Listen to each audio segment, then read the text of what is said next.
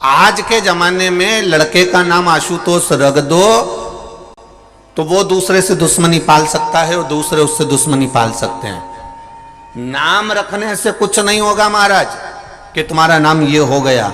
आशुतोष नाम रख लिया तुमने और तुम सोचो कि मैं उससे भेद कर रहा हूं, उससे द्वेष कर रहा हूं, वो मेरा भाई ने मुझे लूट लिया, मेरे भाई ने ऐसा कर दिया, मेरे भैया ने ऐसा कर दिया, मेरी भाभी ने ऐसा कर दिया, मेरी माता ने ऐसा कर दिया, मेरे पिता ने ऐसा कर दिया, साथी ने ऐसा कर दिया। नाम रखने से कुछ नहीं होगा। तुम सोचो कि नाम रख लिया और तुम आशुतोष हो गए तो ये बहुत कठिन बात है साहब। आशुतोष का मतलब तो समझो, शिव पुराण के 24,000 श्लोक में से एक श्लोक ऐसा बता दो जो शंकर जी का दुश्मन था। कोई असुर, कोई राक्षस, कोई शिव जी का द्रोही था, कोई दुश्मन था। तारकासुर भी शंकर भगवान का दुश्मन नहीं था, जलंधर भी शिव जी का दुश्मन नहीं था, बाणासुर भी शंकर भगवान का दुश्मन नहीं था। ये जितने असुरों की लिस्ट निकालोगे, जितने राक्षसों की लिस्ट निकालोगे, इन लिस्ट में आप देखोगे कि इन सबने शिव जी की भक्ति करी है, इन सबने शंकर का भजन करा। ये दुश्मन है ही नहीं, ये द्रोही है ही नहीं, इनमें दुश्मन का कोई भाव है ही नहीं।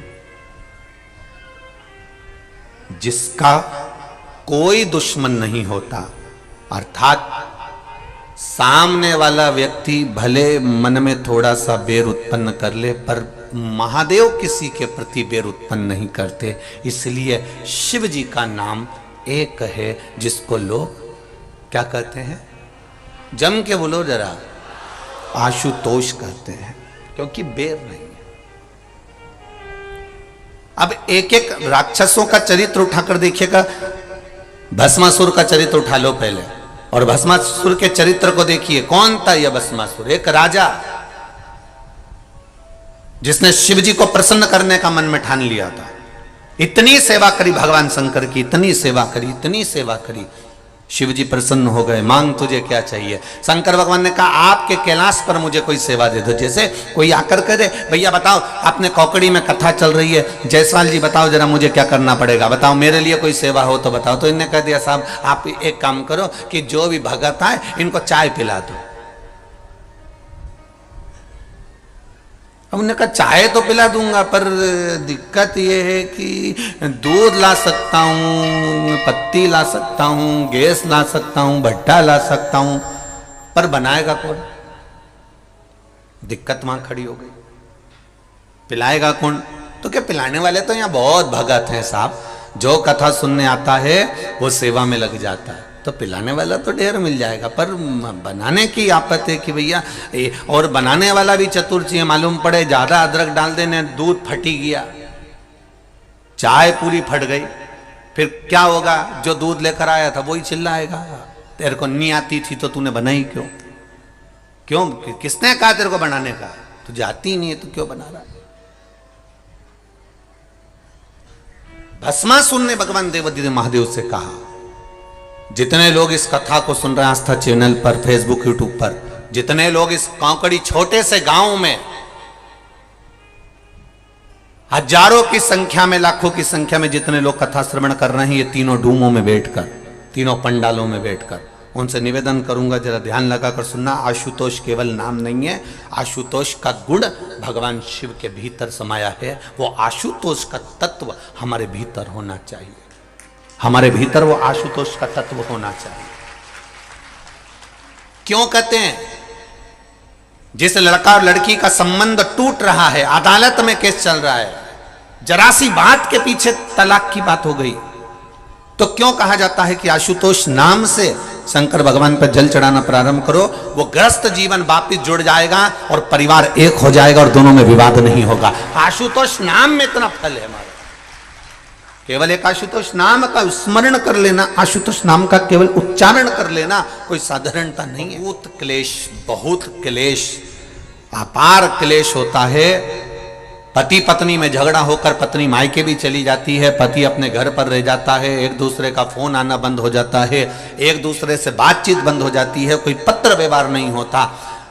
6 महीना, 8 महीना, साल भर, 1.5 साल हो गया, ना पति सुध ले रहा, ना पत्नी सुध ले रही, तो उस जगह पर ये आशुतोष भगवान कार्य करते हैं। उस समय पर आपका 1 लोटा जल शंकर भगवान को जब चढ़ाने के लिए जाते हो, और जल चढ़ाते समय जब शिव जी को आशुतोष कहकर जल समर्पित करा जाता है, जल का पात्र जब भरा जाता है, तो इस पात्र को जब इस तरह से चढ़ाते हैं तो वो आशुतोष का स्मरण कर कर किया जाता है।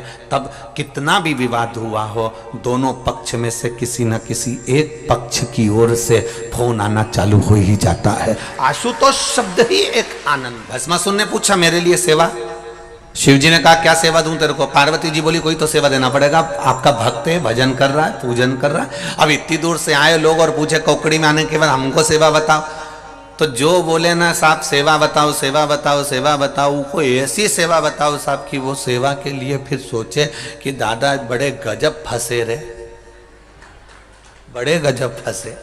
पर लोगों को सेवा कहाँ चाहिए? हमें मंच की सेवा दो, हमें स्टेज की सेवा दो, हमें फूल माला की सेवा दो, हमें पंडाल की सेवा दो, हम सीटी बजाएं ने सबको बिठाएं।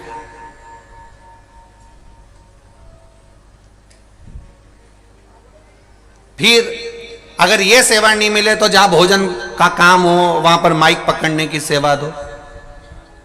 ये सेवा नहीं बने तो फिर हमको जो है सबको भोजन परोसने की सेवा दो। और उससे भी बड़ी सेवा कही कि हम बर्तन यहां से हम लोगों से कहेंगे बर्तन उठा के वहां रखो, प्लेट उठा के वहां रखो, तो ये सेवा हमारी। एक बार प्रेम से बोलिए हर हर महादेव। अभी जो आप लोग वीडियो सुने काफ़ी अच्छा लगा होगा। ये वीडियो हम बहुत मुश्किल से आप लोग को जाकर रिकॉर्ड करके लाए हैं, तो ये वीडियो कैसा लगता है आप लोग का कमेंट में बताइएगा। प्रदीप मिश्रा बाबा जी का वीडियो बहुत मुश्किल से शूटिंग करना पड़ता है और काफ़ी अच्छा बात बोले हैं और आप लोग को बहुत अच्छा लगा होगा। अगर आप लोग को अच्छा लगा है तो एक प्यारा सा कमेंट कीजिए और वीडियो को शेयर कीजिए। जो भाई अभी तक ने हमारे चैनल को सब्सक्राइब नहीं किया है, जल्द से जल्द हमारे चैनल को सब्सक्राइब कर ले और बेल आइकन को दबा दें कि जो भी हम वीडियो बनाएंगे सबसे पहले आपके पास नोटिफिकेशन चल जाएगा, तो आप लोग देख लीजिएगा। तो इस चैनल पे बने रहिएगा और ऐसे ही हम भजन और कथा आप लोग को बीच में लाते रहेंगे। तो एक बार कमेंट में आप लोग हर हर महादेव लिख दीजिएगा।